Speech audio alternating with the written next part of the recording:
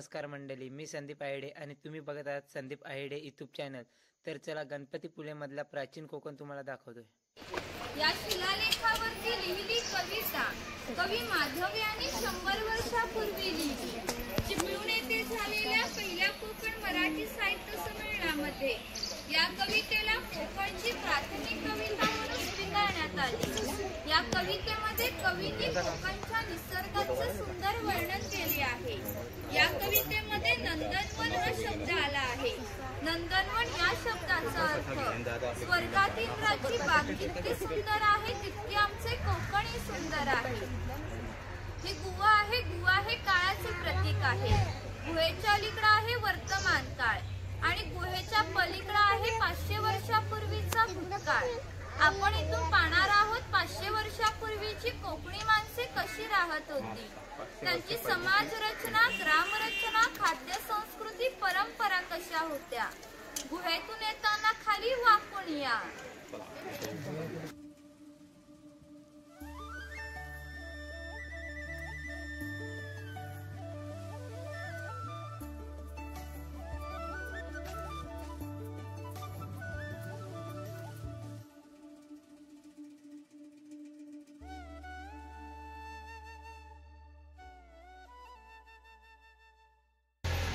हे आहेत भगवान परशुराम। आपल्या पुराणात उल्लेख आहे की हजारो वर्षापूर्वी भगवान परशुराम होऊन गेले। त्यांनी संपूर्ण पृथ्वी जिंकून घेतली आणि जिंकून घेतली पृथ्वी त्यांनी दान केली। दान केली कोणती गोष्ट आपण स्वतःसाठी वापरत नाही, परंतु त्यांना राहण्यासाठी भूमी आवश्यक होती। आपण ज्या ठिकाणी आज उभे आहोत तिथे हजारो वर्षापूर्वी समुद्र होता। त्यांनी त्यासोबत युद्ध करून त्याला 40 ते 50 किलोमीटर मागे ढकलले आणि सुंदर कोकण प्रदेशाची निर्मिती केली। म्हणून या कोकण प्रदेशाला परशुराम भूमी असे म्हणतात।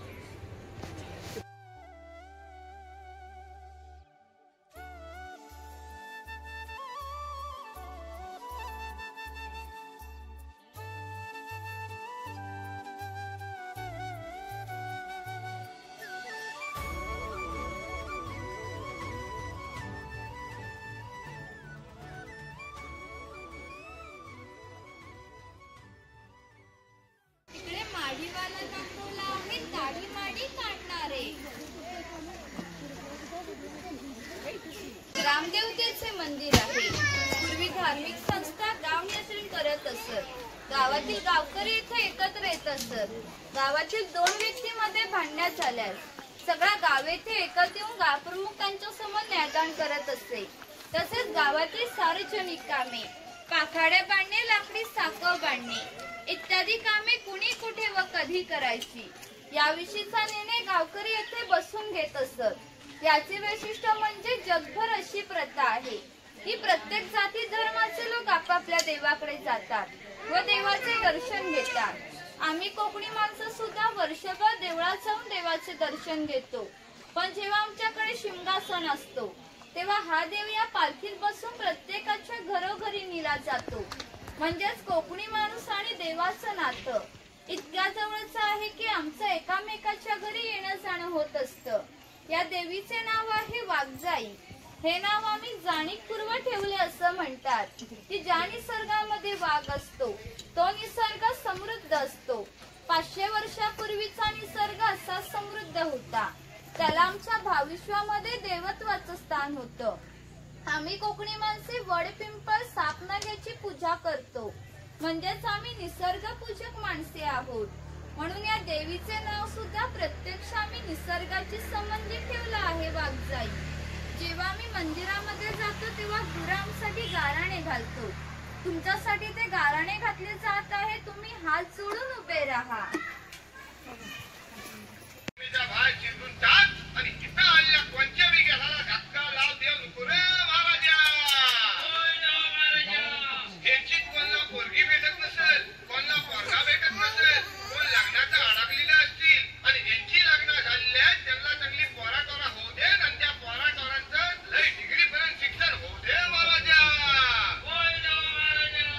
भया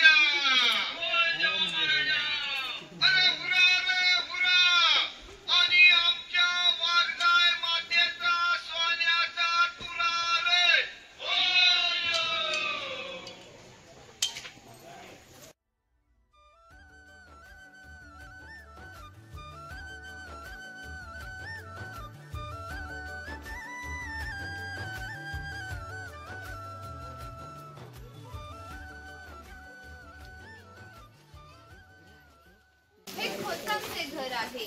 खोत हे गावचे प्रमुख असत. गावात न्यायदान करणे, महसूल गोळा करणे इत्यादी कामे खोतांची असत. ही खोतांची बायको आहे. कोकणी स्त्रिया सुंदरही होत्या आणि शूरही होत्या, परंतु त्यांना स्वतंत्र नव्हते. घराचा उंबरठा हीच त्यांच्यासाठी मर्यादा होती. घराची रचना पहा. खोत जाऊन चोटावर बसले आहेत, त्याला ओठी असे म्हणत. गावातील मान्यवर लोक ओठीवर बसत. ही समोर आहे ती पडवी. गावातील सर्वसामान्य लोक पडवीत बसत असत. घरासमोर अंगण आहे, अंगणात तुळस आहे. अंगण हे कोकणी घराचे वैशिष्ट्य आहे. तिकडे काही अडकित्यांचे प्रकार दाखवले आहेत.